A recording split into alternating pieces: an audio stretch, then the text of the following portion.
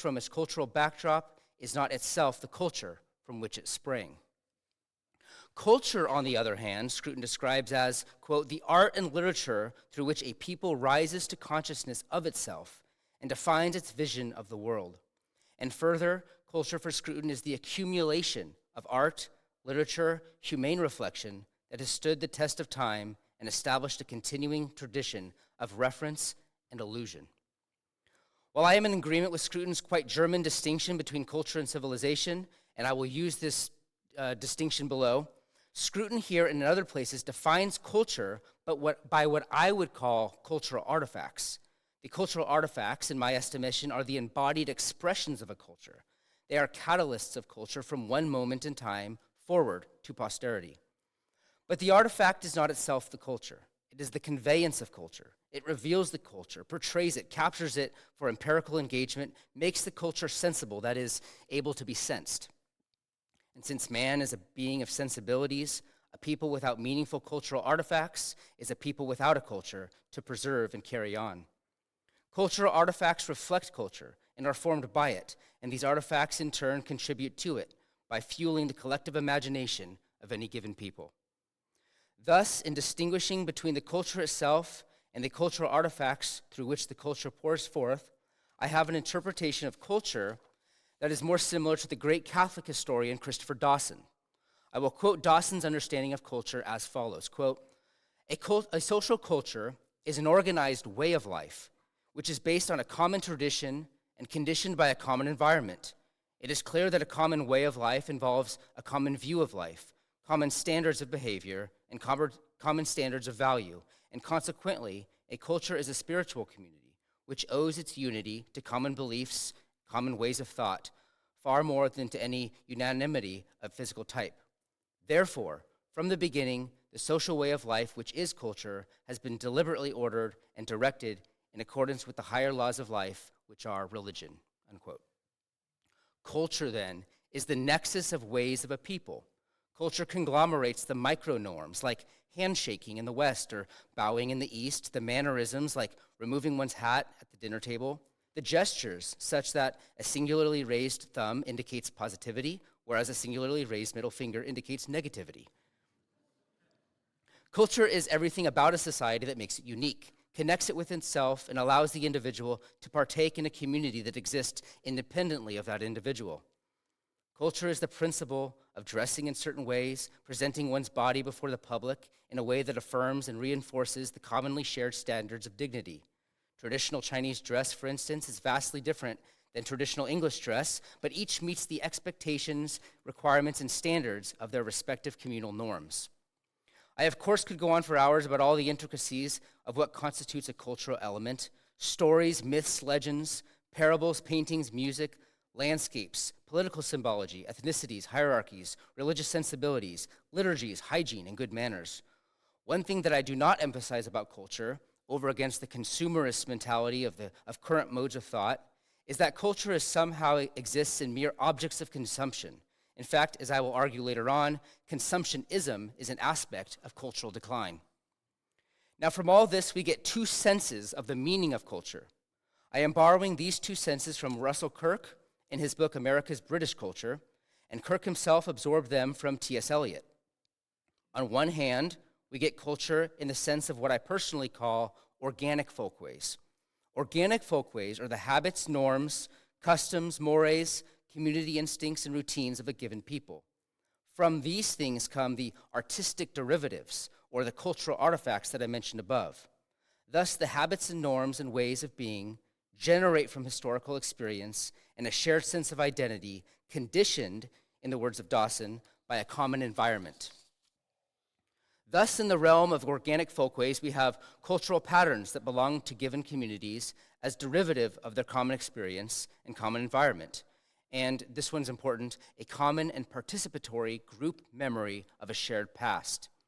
From this communion with other community members, a communion, by the way, that transcends the present and reaches deep into generations prior, from this communion comes the cultural artifacts mentioned by Scruton. Cultural artifacts are downstream from culture. To give an example of a cultural artifact that was generated by an organic folkway here in America, We can easily point to something like the older, authentic country music. I'm explicitly excluding here the weaponized, culturally subversive, not to mention morally subversive, but culturally subversive country music is funded, promoted, and weaponized by the commercializers of culture, of whom I'll have more to say below. But the organic country music in America, especially in the South and the West, is the way that it is because the spirit of that music is tied to the way of life and the experiences of the people from which it came. Legitimate cultural artifacts often derive from organic folkways. This means that authentic country music is the product of a culture in a way that prevents just any human being from meaningfully producing the same genre in a sustained and organic way. That is, the arts and other cultural accidents are not the culture, but they come out of and are produced by the culture. The cultural accidents are not merely a product of individual interest, but of community context. These cultural folkways, Kirk argues, are the product of the people at large within a given group, absorbing and passively receiving the culture making of its leaders over time. He calls these folkways the, quote, democratic culture. He argues that they, quote, ordinarily had their origins, perhaps long ago, in the concepts and customs of a cultural aristocracy. The social order is the maker of common man, and not common man the maker of social orders. This is the first sense of culture as identified by Kirk and Eliot. Now, if folkways are organic and develop their respective cultures over time, they are founded upon and carried along by aristocratic culture drivers. Here we find the second sense of the meaning of culture. This second sense is the one also constantly emphasized by social philosophers like Roger Scruton. If we called the first sense of culture organic folkways, we can call the other sense of culture a society's high culture. The objective of the high culture should be to inspire the populace to correspond their folkways with some culturally relevant social deal, or in T.S. Eliot's phrasing, the improvement of the human mind and spirit. High culture is what produced the great achievements of Western civilization: Mozart, Chaucer, Michelangelo, even the King James Bible. Kirk writes that the preferences, mores, and customs that make up the democratic culture used to find their sanction in the judgment of individuals of remarkable talents or on the manners and attitudes of a class or group of arbiters of culture. Here we find the importance of cultural judgment, the social function held in trust by a society's elite of distinguishing between those cultural artifacts that mirror the good, true, and beautiful, and those that do not. Culture making in the realm of high culture is a burden that a society demands of its elites, and this function is fulfilled in the task of judgment. Judgment is the application of inherited wisdom and historically sanctioned reason that discriminates between cultural artifacts that reinforce cultural ideals and those that do not. The two senses of culture are related to each other, as one reflects the organic instincts of the people at large, but they are always learning from and should be inspired by the geniuses of high culture. Any healthy society has both, working together for mutual reinforcement. Organic culture without the high culture degrades into debasement and barbarity, as there is no guiding light to set the boundaries of a culture and nothing to inform its improvement. But a high culture without a derivative culture for the people at large eliminates the social relationship between a people and its cultural leaders and turns the responsible aristocracy into society-damaging aloof plutocrats with no interest in the well-being of its people. It must never be forgotten that the majority of human beings within a socio-political order do not have the capacity to spiritually sustain themselves at the level of high culture. They must follow and absorb the lives and role modeling of leaders. Here, Kirk notes that for T.S. Eliot, any healthy culture is represented at its higher levels by a class or body of persons of remarkable intelligence and taste, leaders in mind and conscience. Often such persons inherit their positions as guardians of culture. To borrow the phrase from Edmund Burke, these are men and women who have been reared in the unbought grace of life.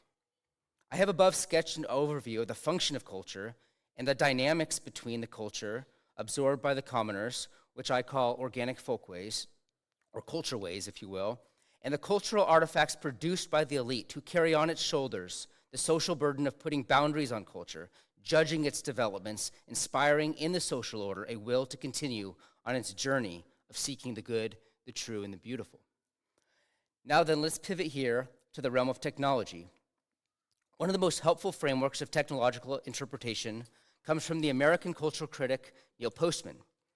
There have, of course, been lots of critics of culture, or of technology, from Matthew Arnold to the Luddites to Martin Heidegger, Friedrich Junger, Jacques Ellul to Wendell Berry, and of course, even Uncle Ted Kaczynski.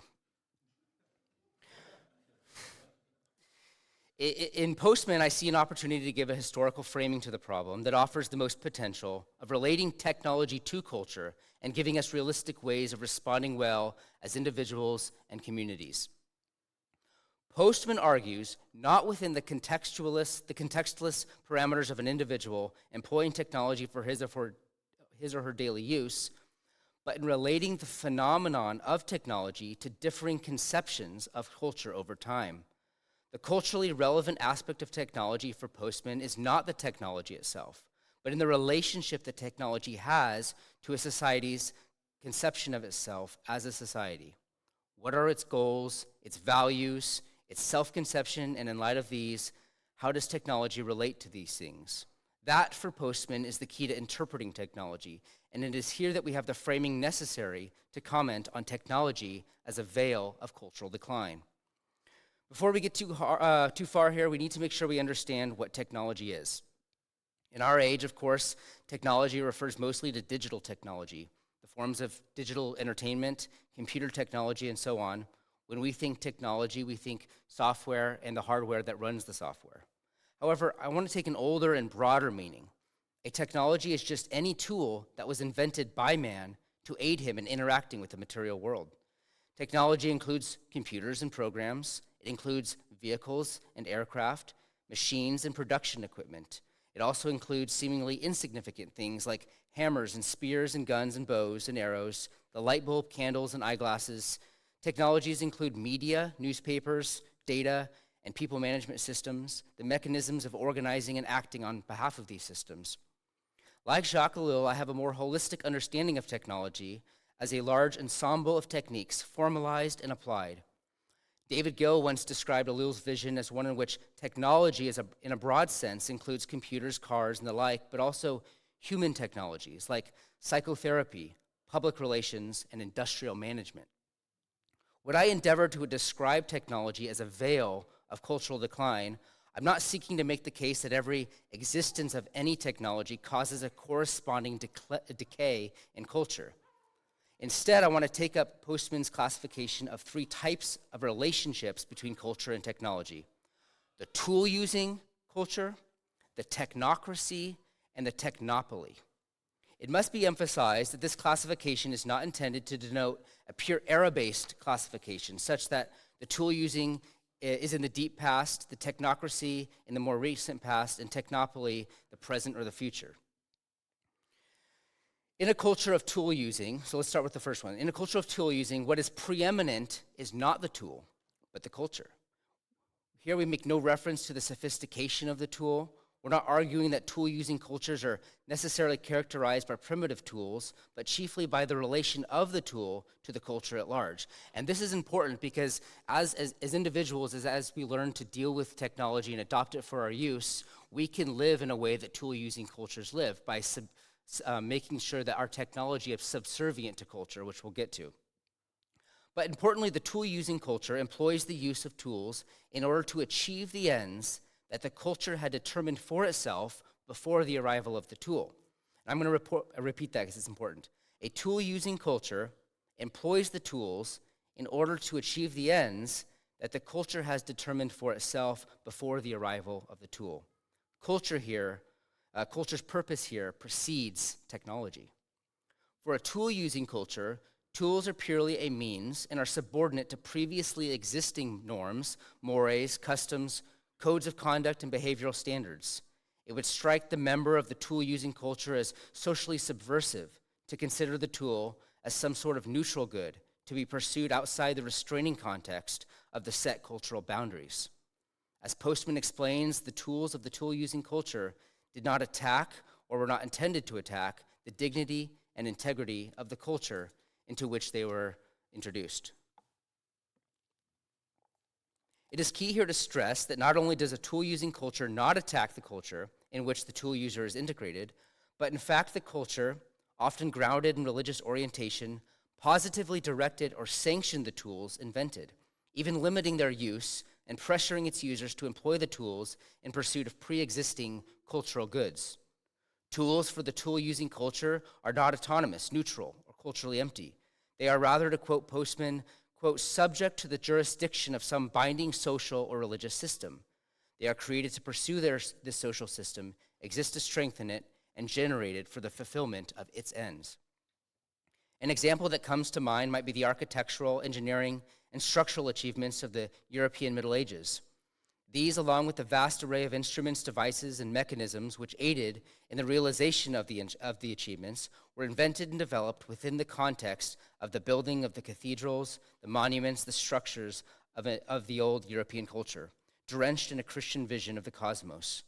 The objective of such tools, and this is true too even of the cultures and technological climate of ancient Greece, Egypt, Persia, and Rome, they were oriented toward the manifestation of heaven, mirrored in earthly endeavor. The culture not only sanctioned the production of the tools, but also determined the ends for which they were made. In the reality of history, all tool-using cultures are, I say theocratic, but I actually meant they are like theistic in nature, or at the very least unified by some metaphysical theory that guided the culture and set its ultimate direction. The tool-using culture sought to uphold and further its own culture, and therefore it would have been impossible for technology to act as a veil of cultural decline. The fostering of culture was the point. While the implications and interpretations of a tool-using culture are fascinating, we must turn now to sense number 2, technocracy.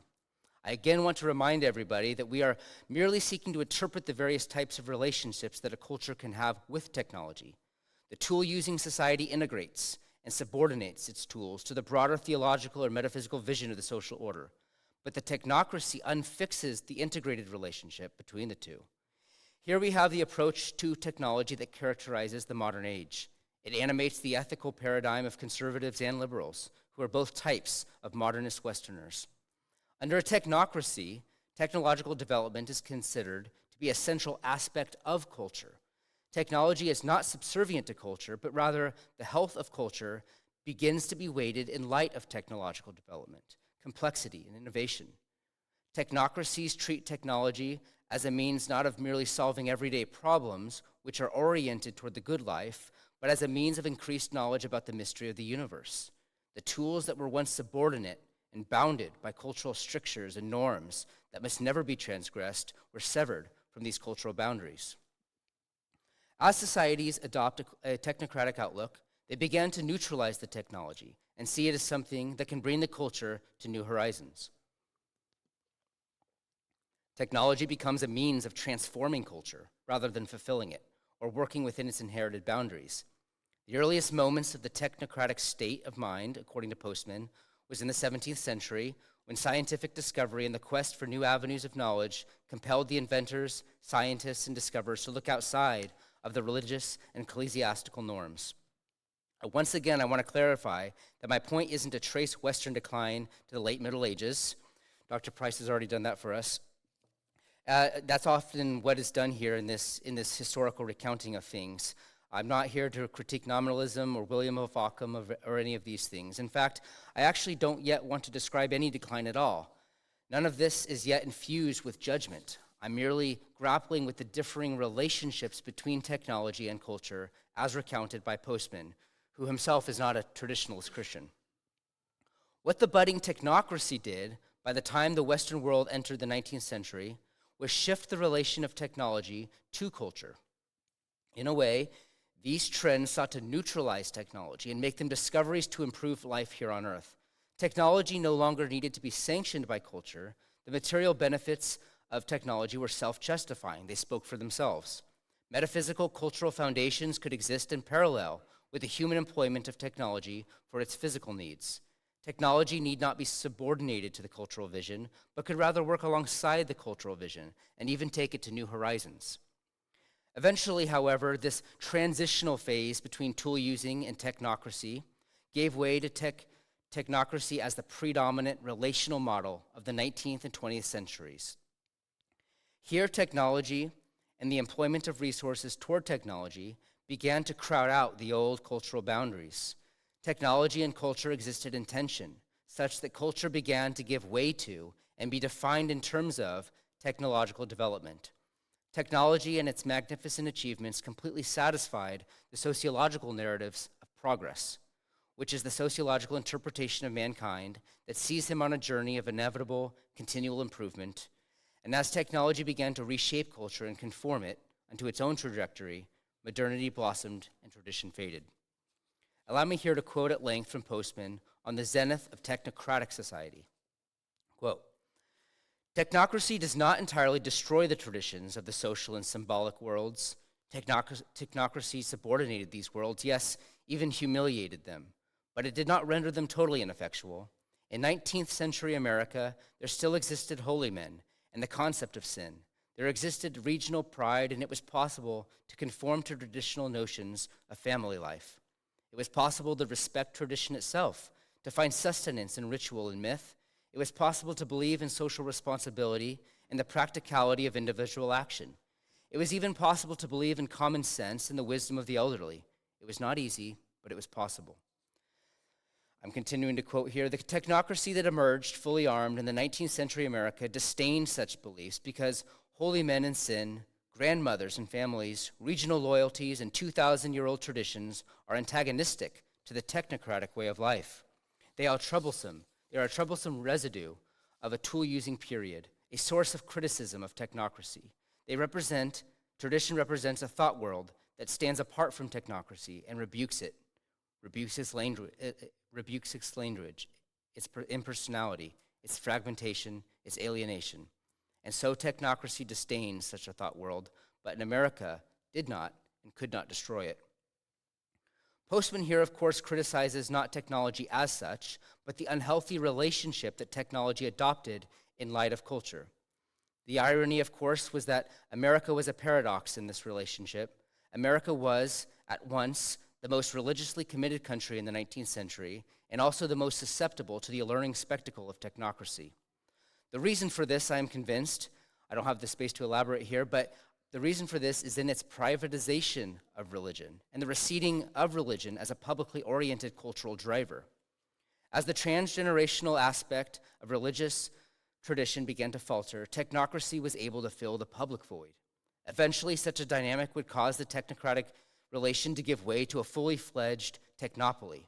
This is Postman's final stage, and the stage in which we find ourselves flirting with. In tool-using societies, culture sanctions technology, and technology is integrated into the cultural whole. In a technocracy, technology is unfixed from the cultural whole, seeks to transform culture, and eventually becomes a sanction for culture. Technopoly is totalitarian technocracy, in which technology replaces culture, does away with it, and becomes an imitation of the culture. Postman here argues that technology becomes the culture, but I think it's more accurate and pertinent to my thesis to say that technology facilitates a stand-in for culture. It seeks to replicate culture and all the things that culture provides for a people. The relationship transitions from technocracy to technopoly when culture is surrendered to technology and technological imitations are pursued in its place. If under technocracy, as we had in the 19th and 20th century, technology existed in an uneasy relationship with the residues of the older culture, under technopoly, cultural residues cease to exist. Technopoly is the submission of all forms of cultural life to the sovereignty of technique and technology. Under a technopoly, all the old functions and needs of culture mentioned at the beginning are outsourced to technology. Common ways of life, shared meanings of existence, unified visions of the community, and all the norms, instincts, sentiments, and habits are defined by and filtered through the technology. We call all these things culture still, but in a technopoly, they are merely a facade of culture. The revolutionary character of technology, which facilitates a spirit of anti-culture, in the phrase of Philip Reif, operates under the label of culture. The new culture, the anti-culture, and the anti-cultural artifacts that are generated under the age of technopoly act as a veil to mask the decline of culture.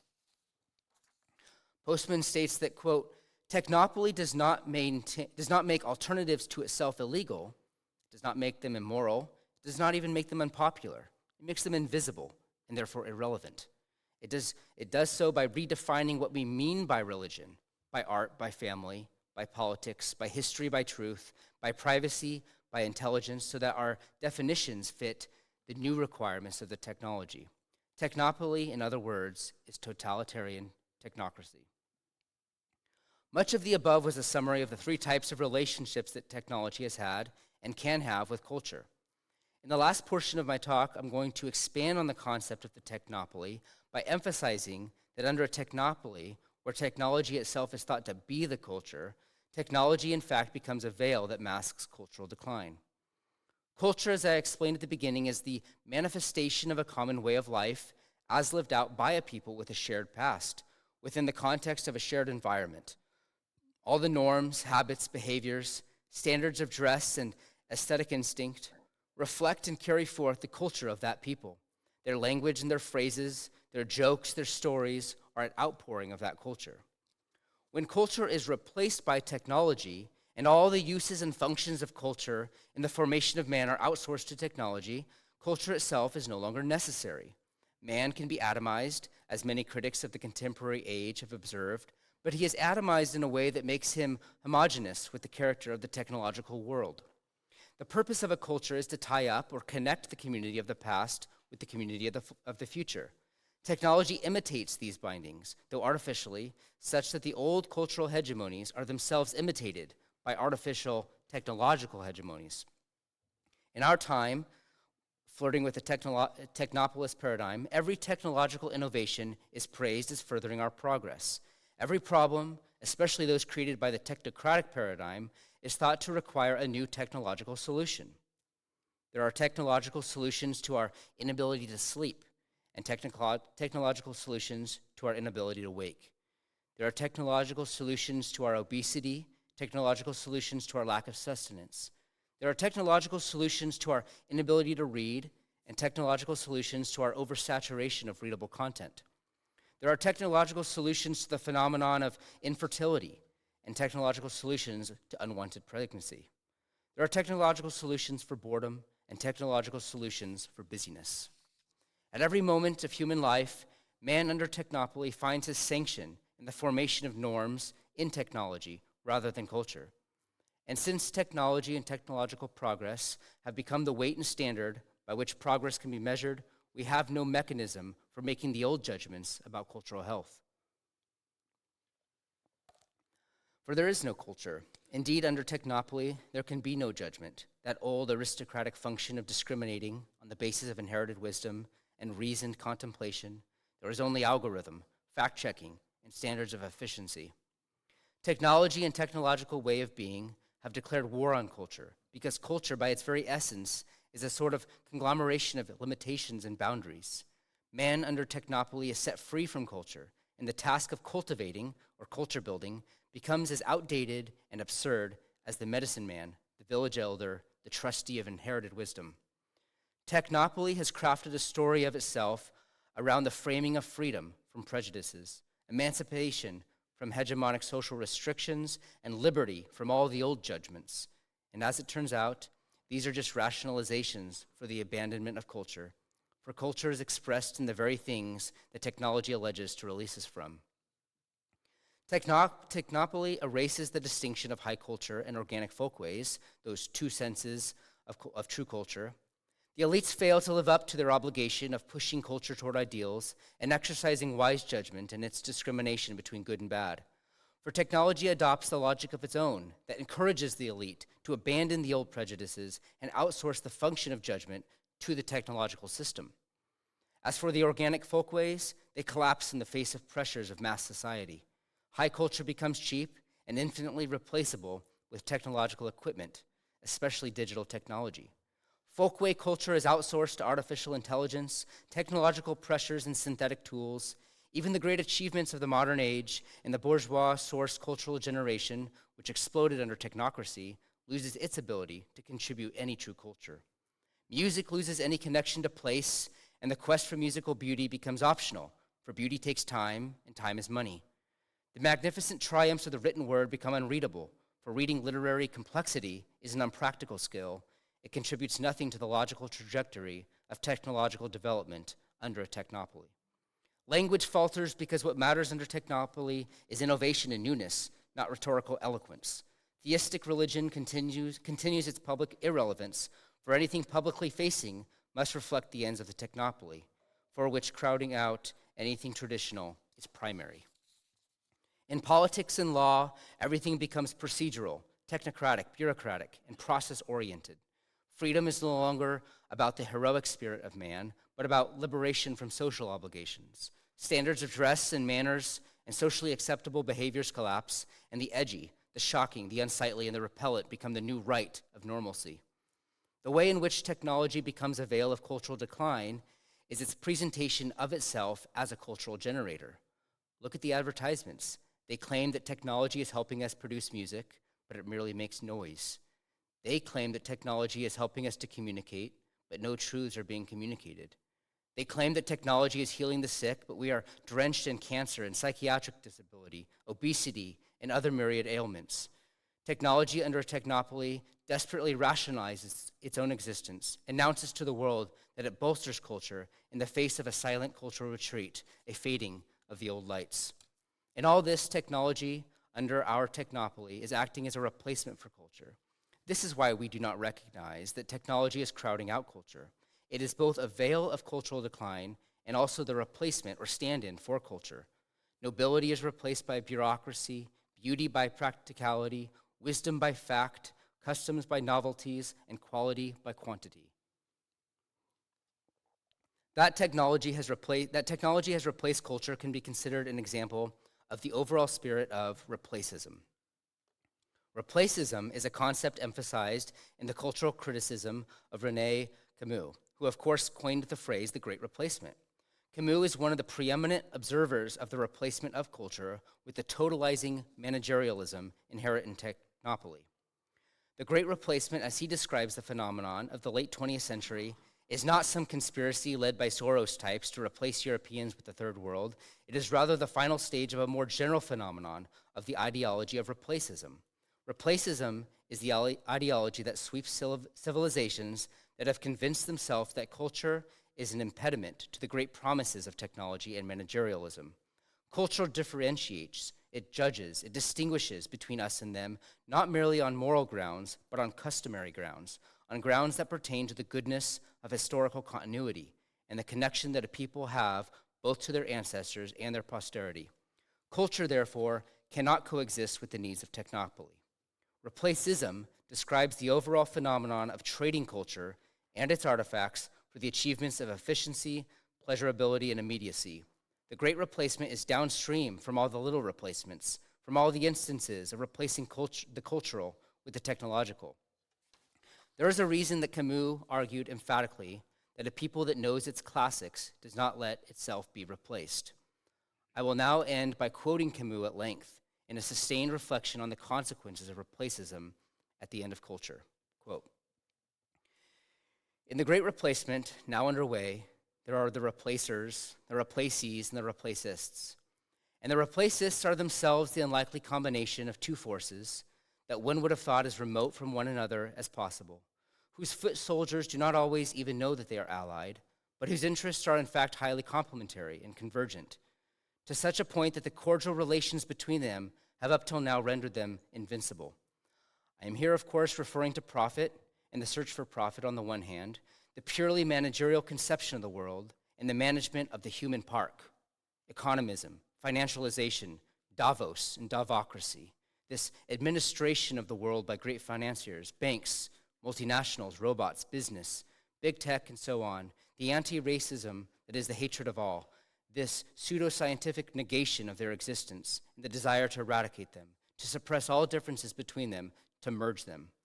And not just races, but now also sexes, and while it is at it, nations, cultures, civilizations, all that separates and distinguishes, all that lends itself to discrimination, all that harms the mass production of the new man, the Nutella man, of serene humanity, of undifferentiated human material, infinitely exchangeable, spreadable at will, a paste without lumps or clots, pressed by the press and ground down by the courts, liquefied, ready-made for every shanty of the global shanty town, this shanty universe wherein reigns the copy, the reproduction, the imitation, the ersatz, the low cost, the fake, the inverted real, the false real, mass negationism, where what is happening is not happening. Thank you.